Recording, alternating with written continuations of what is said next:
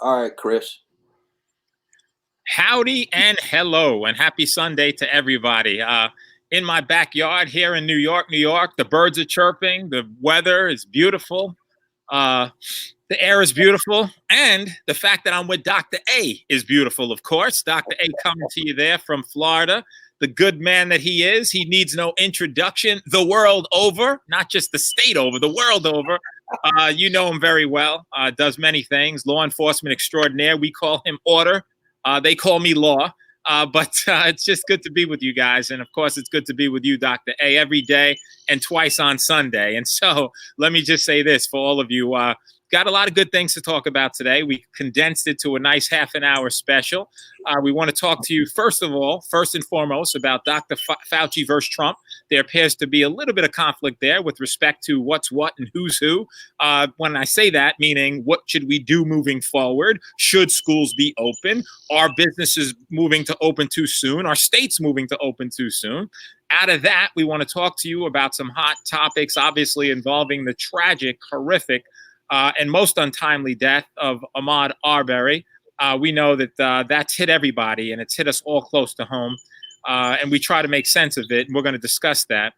There's also a case coming out of, and we'll give an update to that for sure, a case coming out of Kentucky, a young lady who, unfortunately, Breonna Taylor, you see it there, she's shot and killed in her own home. So we want to talk about that.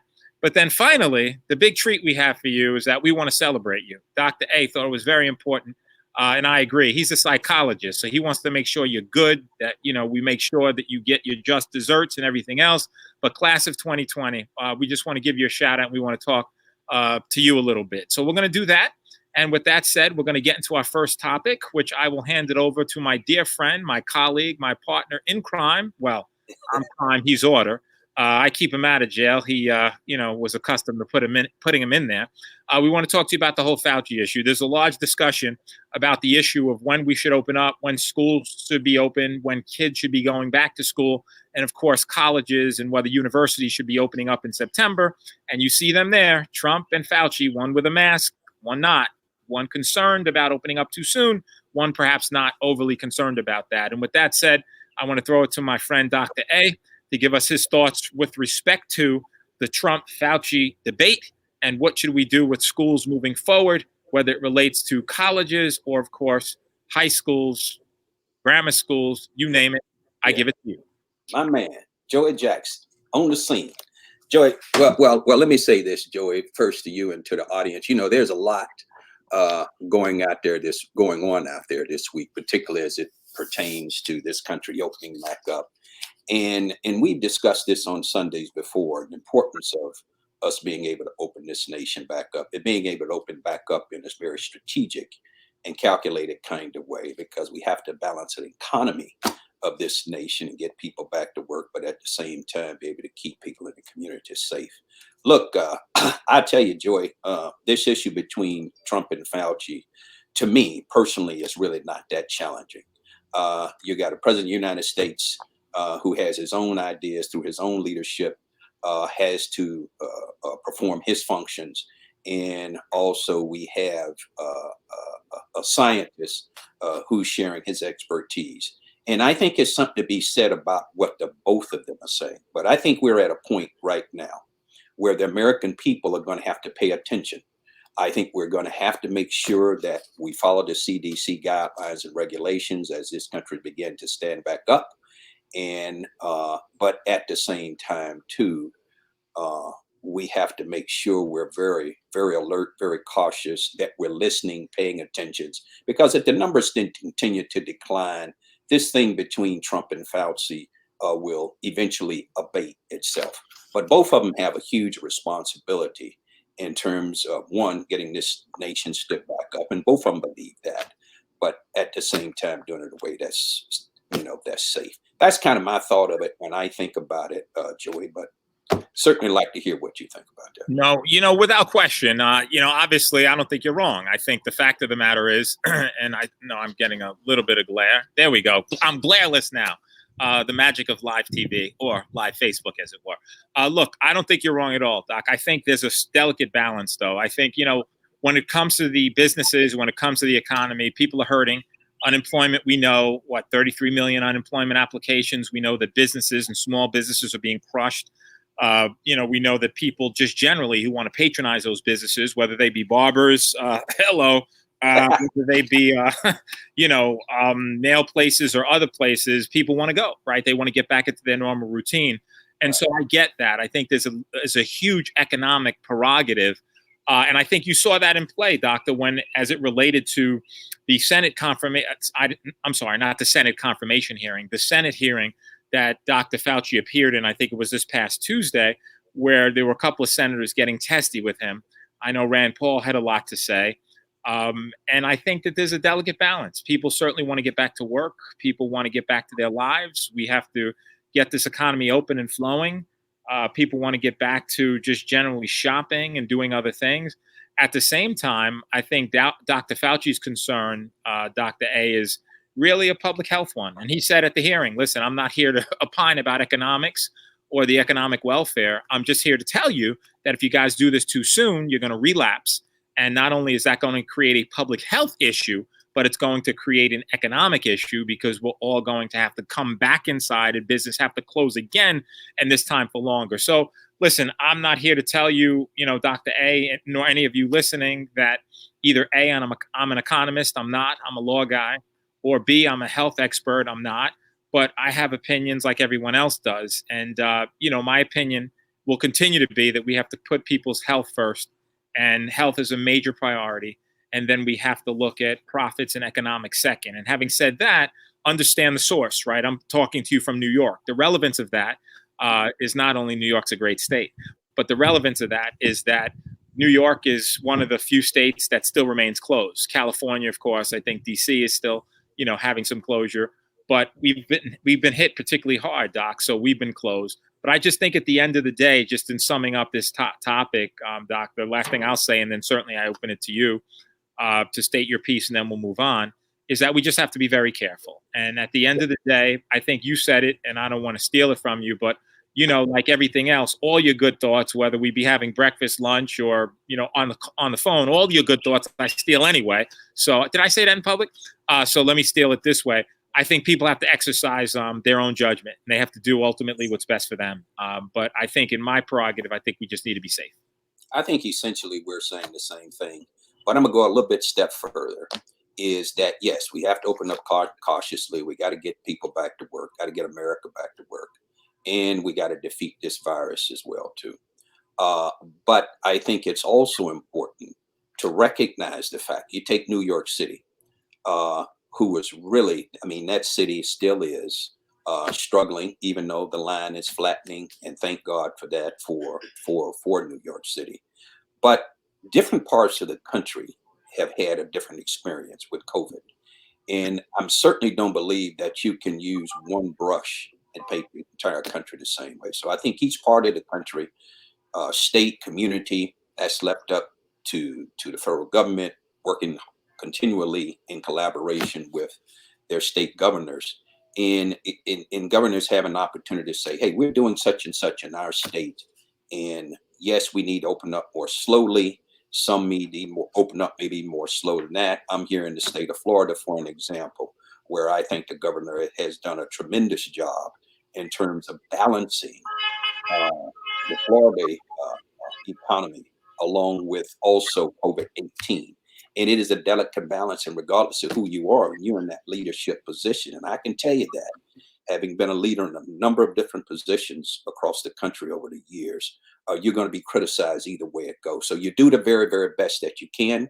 But for the American people, Joey, regardless of what community you live in, whether you're in New York, you're in Florida, you're in California, Georgia, wherever, is that you do all the necessary things that the CDC is still suggesting that we do as we open this country back up. And I think essentially, in terms of how we're defining it, I think we're saying the same thing, my friend.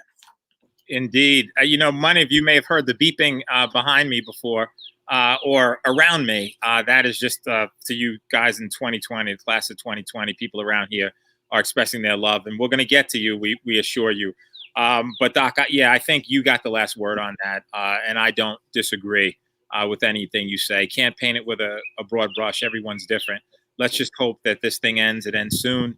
and that it doesn't come back. Boy, I don't want it to come back. So I guess I want to transition from that, if I could, and want to talk about something that obviously is very tragic, very sad, certainly could have been avoidable and preventable, and that's the Ahmaud Arbery. And I just, wanted to talk with you, Dr. A, just in updating. We know that there have been a number of tapes that have surfaced with respect to, just to be clear, apparently there is a home in or around the area where this incident happened in Brunswick, Georgia. And that home was under construction. And the homeowner, Mr. English, has released the surveillance tapes of inside, which demonstrate, we see there an image, which is believed to be Mr. Arbery. But there's an indication that there are tapes that preceded that day where there was someone who was in there. And in fact, there is also an indication that there were a number of other people besides him, that is Ahmaud Arbery, who have been at that location. And so I guess the discussion that I want to have with you is what relevance, if any, those tapes have that are being released, which demonstrate that there may have been someone else, or even Ahmaud Arbery. We'll start with him.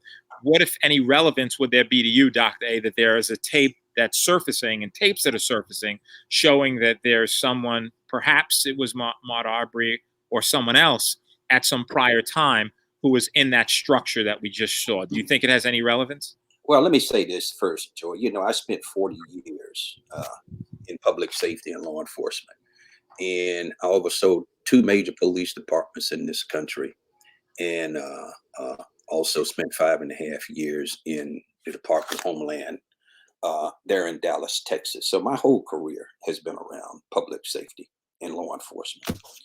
And I will say to you the same thing I said a couple of weeks ago, and this became very evident to us around this case and the horrific interaction that took place there. Whatever he was doing in that house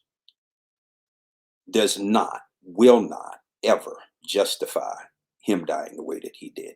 And that's for any human being. Because many of us, if we think about, we jog through our neighborhoods, walk through our neighborhoods. I got 3 houses under construction across the street from where I live currently right now in Pensacola, Florida. And there are no trespassing signs out there. But if I want to walk over there as a casual neighbor, if I want to jog through the community and take a look at this house that's under construction, what's wrong with that kid or anyone else imagining, for an example, wow, wouldn't it be great if I could buy my mother this home? Wouldn't it be great to be able to say, wow, this is going to be a nice addition to the community, whatever his motive was?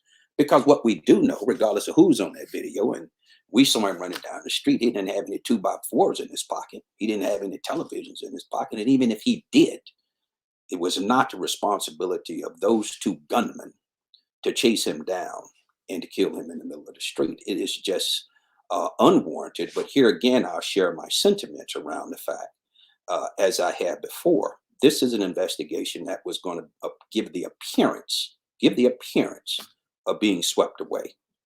And when you have the Georgia Bureau investigation at the request of the community and at the request of the governor in Georgia, and who in 36 hours can go out and put together probable cause to make those arrests, there is something inherently wrong with that judicial system there in that county, Glenn County.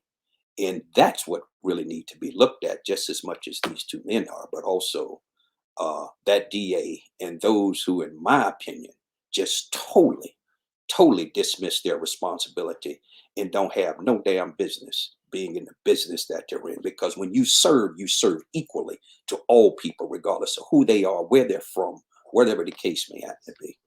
And I know a lot of lawmen in this country from a lot of different persuasions, backgrounds, whatever. And one thing we all agree with is that if we're going to serve everybody the same way.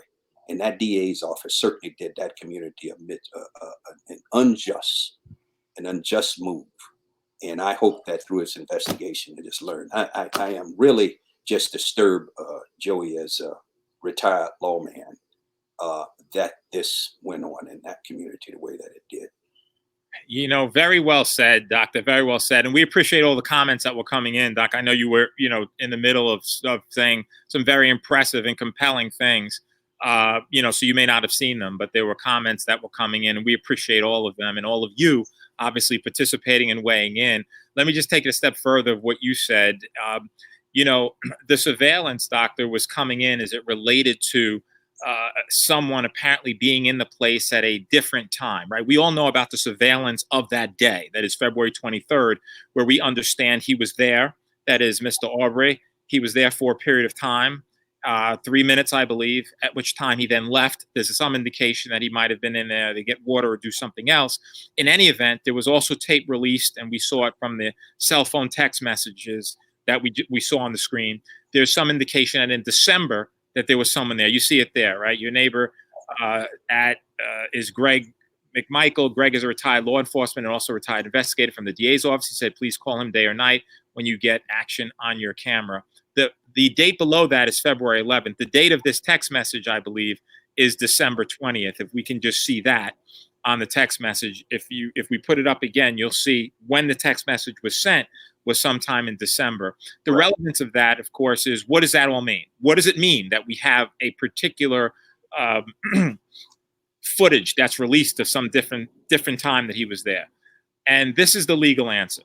What happens is that the defense is going to want to show the tapes from different times that relate to that house. Why? Because they want it to use so that they can show that their client, the McMichaels, were being informed by prior break-ins, that's what sprung them into action, that they knew that there were people that were meddling around the neighborhood because at some prior time they had inquired about it. And now was their time to get them. And so therefore it goes to their state of mind with respect to why they got guns, with respect to why they got into their truck, with regard to why they followed them, with regard to why they stopped them. So the defense very much wants that tape in from another time to use in order to show that their clients were justified.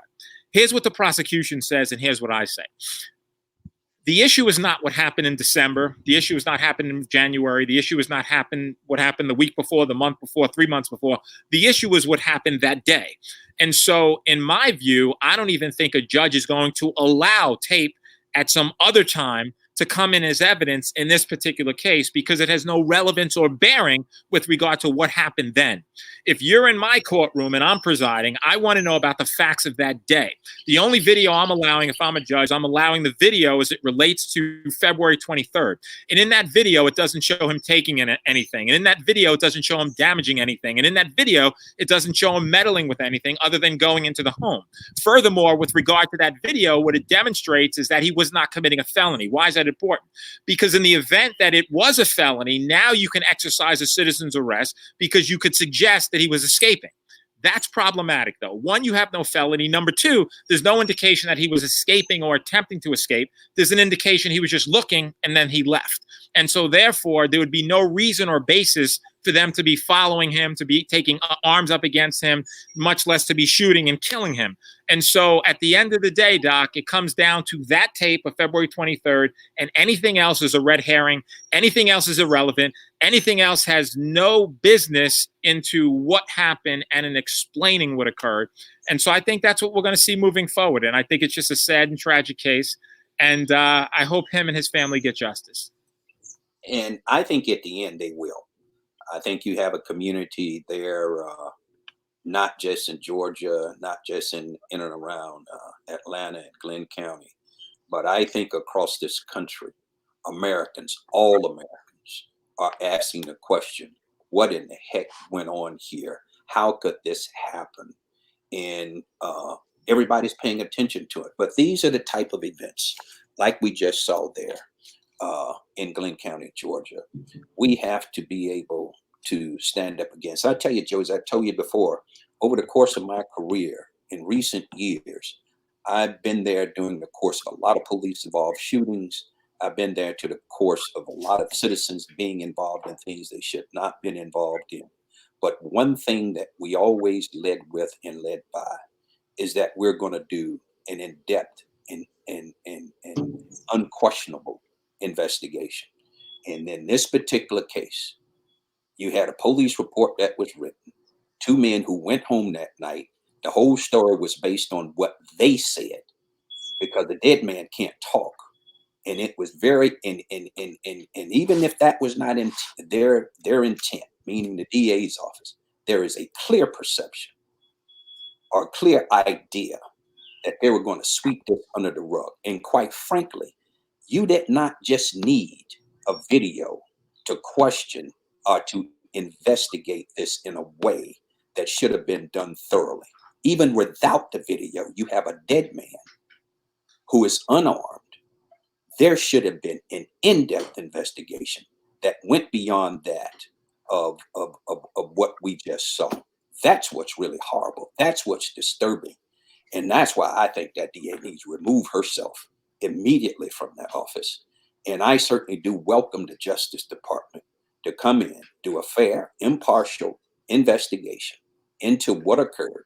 And I think at the end of the day, the evidence is going to be there, and it's going to strongly suggest that a lot of things went wrong that should not have from the beginning. And I truly do believe that.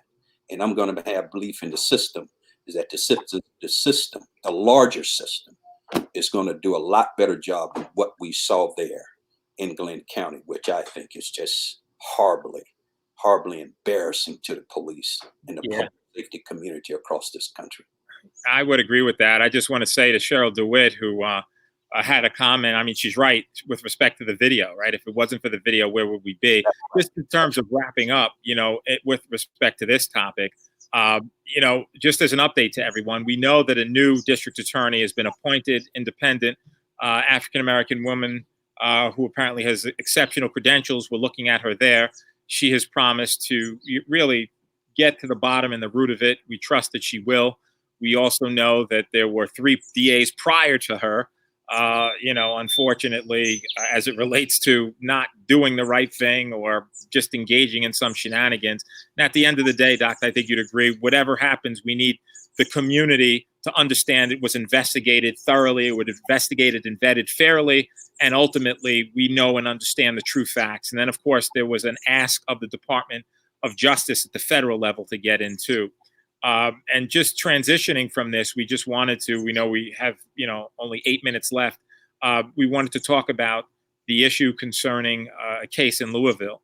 That is of Miss Taylor, who was shot, Breonna Taylor, in her own home. And apparently the police were allegedly executing some kind of warrant, and she was shot dead.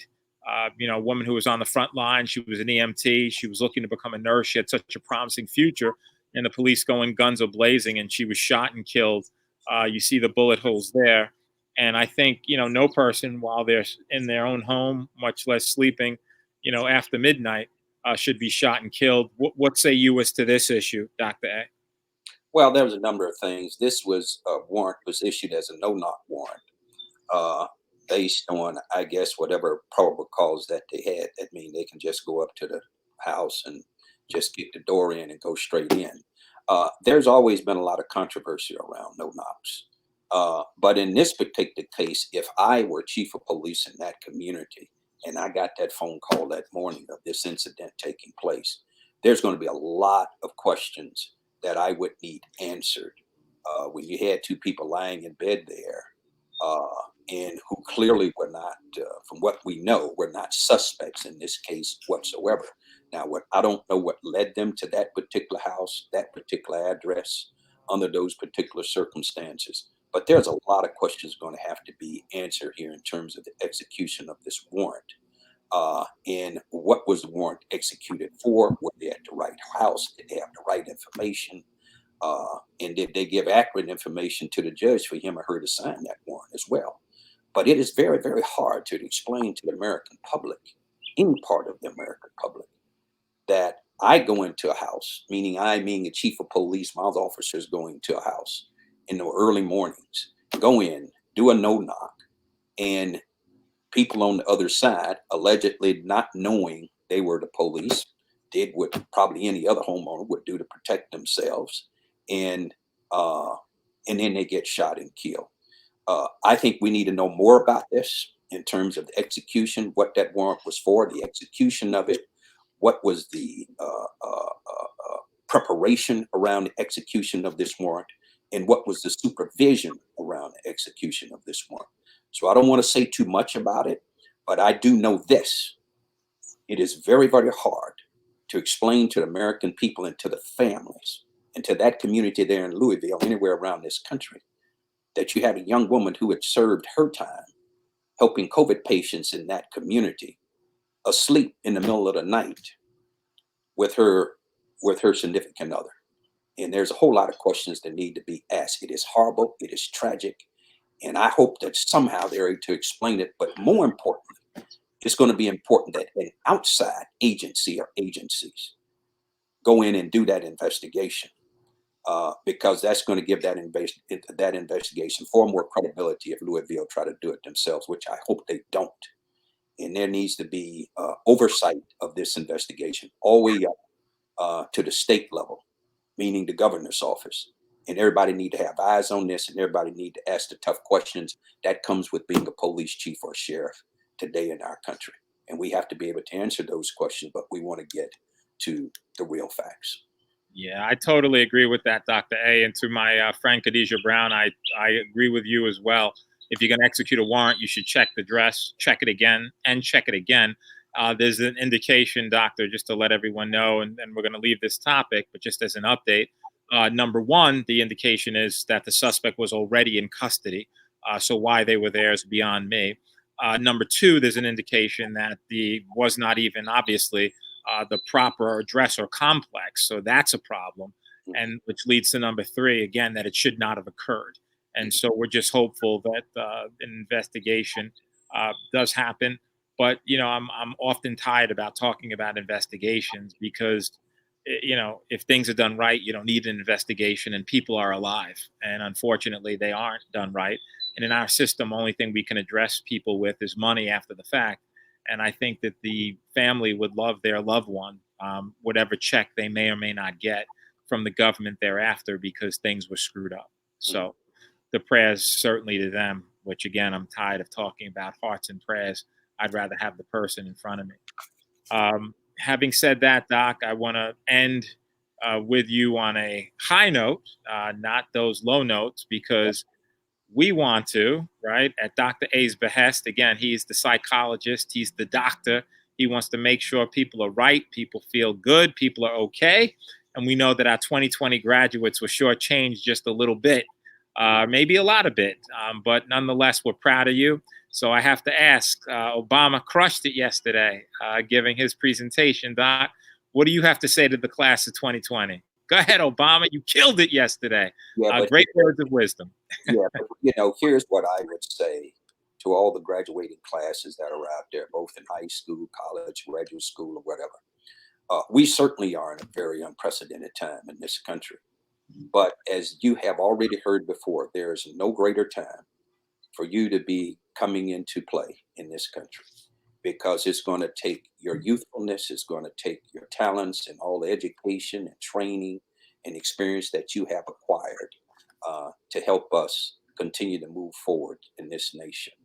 And all of us have a leadership role. Leadership is not, should not be placed on any one particular person or any one particular entity.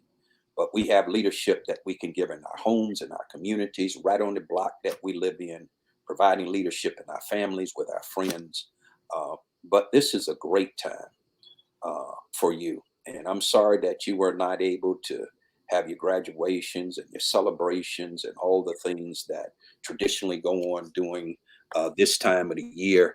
But I'm going to tell you something. What you have been graced with is an opportunity to show all of us in this country and around the world all the talents and desires and the love that you bring to make a great difference to this nation and to help continue to bring this nation together so we can continue to do wonderful things and great things for everybody, for everyone. That's one important. That's my piece, Joey. And I'm going to leave it right there. Congratulations to the class of 2020. Well, I will just say this. I concur with the doctor's remarks, and let me just take it a step further. Your talent, skills, and abilities are so welcome at this point in time. We know that we're undergoing this pandemic that's horrific and that you were shortchanged in so many ways. But understand this. We don't need a ceremony to let you know you're great. We don't need a ceremony to congratulate you, to honor you, to respect you, and to tell you that, you know what?